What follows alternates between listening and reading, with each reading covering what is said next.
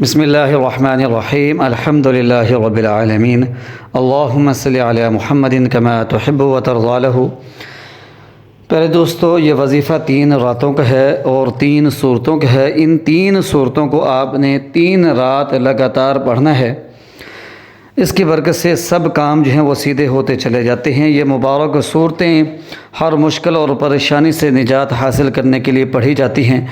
رزق میں برکت اضافے کے لیے، مشکلات اور پریشانیوں سے نجات حاصل کرنے کے لیے، اچھی جگہ رشتہ طے پانے کے لیے، پسند کی شادی کے لیے، بیماری سے نجات حاصل کرنے کے لیے، قرض کی ادائیگی کے لیے ان مبارک صورتوں کا پڑھا جاتا ہے۔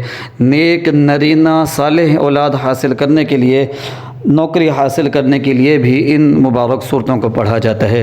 کاروبار نہ چلتا ہو، کوئی بندش ہو، رکاوٹ ہو، تو ان کو دور کرنے کے لیے بھی ان مبارک صورتوں کا ورد کیا جاتا ہے۔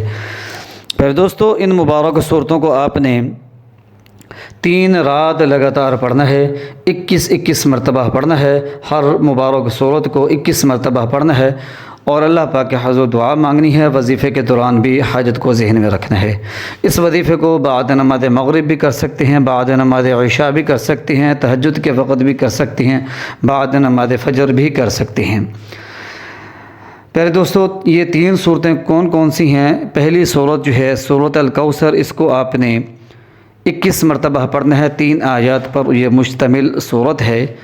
قرآن پاک کی سب سے مختصر، سب سے چھوٹی صورت ہے سورۃ الکوثر۔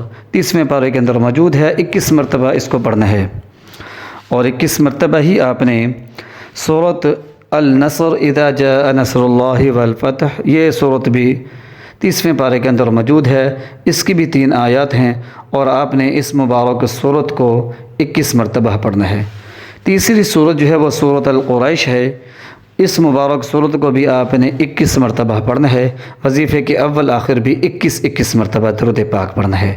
تو پیارے دوستو، اس مبارک وظیفے سے فائدہ حاصل کریں۔ لرن اسلام ٹوڈے چینل کو سبسکرائب کریں، گھنٹی کے نشان کو دبائیں تاکہ ہر نیا اپلوڈ ہونے والا وظیفہ آپ کو فوری طور پر مل سکے۔